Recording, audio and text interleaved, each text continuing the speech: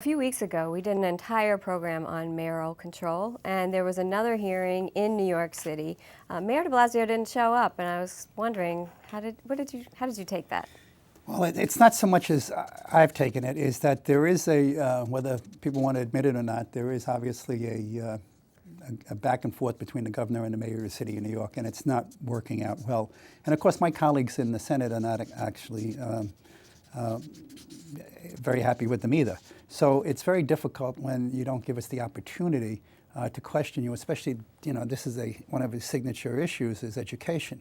So he came and he was very good up here when he came and testified. I mean, he answered every question and he didn't dance. He didn't come back with the answers that we wanted from, that's why I think they wanted him at this one at 250 Broadway in New York City, so that the questions that were proposed at the hearing here could have been answered down there. So I think he did himself a little disservice here by not being there.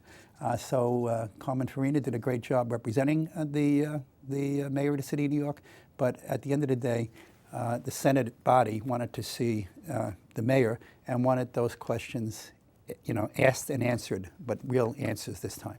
So I think he's got a real issue here coming up, mayoral control. I know that the Assembly has passed a bill that would give him 3 years of mayoral control. 3 years, right? And I think the Senate is, right now it's between 0 years and 1 year, and I'm not sure where we're going to go over the next several weeks. I do believe, though, as a senator from New York City, that he owns it.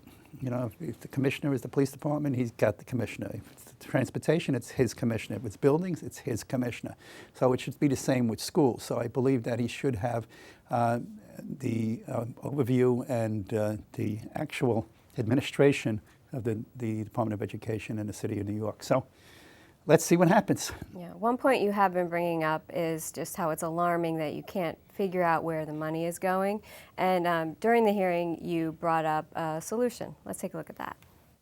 If you could bring one of our kids in from the schools, they can build a better tech program so we can easily access that program, so we can break it down by district, by school, by account, what money is going into that school, what programs they have. I think we got some of the best kids in the entire country going to our schools. So I do believe there's no reason for this not to happen. This is the 21st century. We should do that.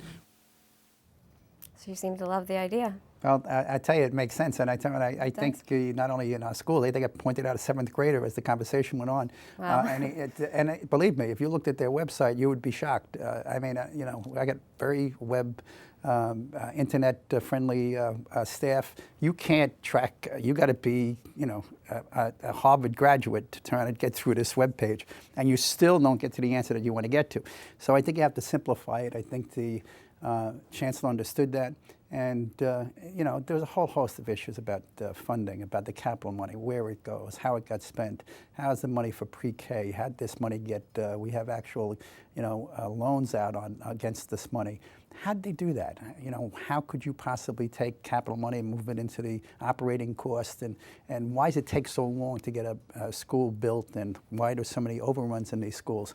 That should all be laid out. And that's, I think, was some of the issues that my colleagues had. You got to remember, we gave them fantastic money. It's the largest budget that we've ever done in the city of New York for education, $25 billion. They got $9 billion out of that. That's the largest ever in the history for the state and for the city of New York. So we just want to make sure, I guess my colleagues want to make sure that the money is being spent wisely and being put to use efficiently.